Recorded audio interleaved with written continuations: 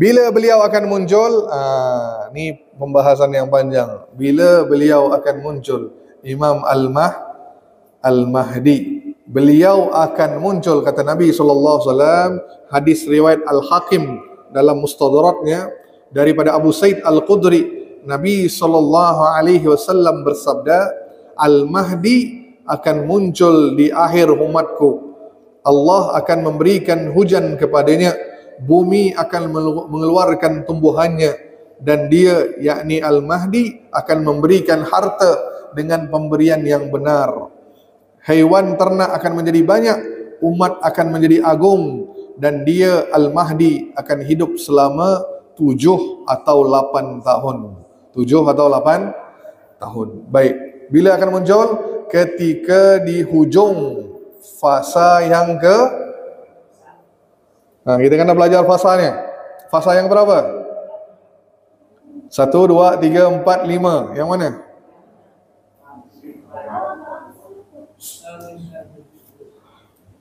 Fasa yang ke?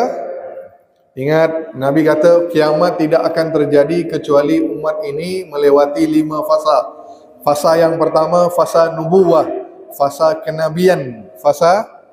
Fasa kenabian sudah berakhir. Terus fasa kedua, fasa pemerintahan sahabat-sahabatku, yakni khulafa ar-rasyidin. Terus fasa yang ketiga, mulkan addan, fasa kerajaan monarki ataupun kerajaan menggigit, yakni khalifah dipilih bukan secara syura, tapi dipilih secara warisan keturunannya.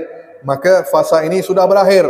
Bani Umayyah, Bani Abbasiyah, Turki Utsmaniyah, sudah berakhir fasa yang ketiga. Terus masuk ke fasa yang keempat, Nabi SAW bersabda, yakni mulkan jabarian, fasa pemerintahan penguasa-penguasa yang zalim. Terus akan masuk ke fasa yang kelima, yakni fasa ala minhajin nubuwah, fasa pemerintahan seperti aku dan sahabat-sahabatku. Baik, jadi transisi antara fasa keempat kelima.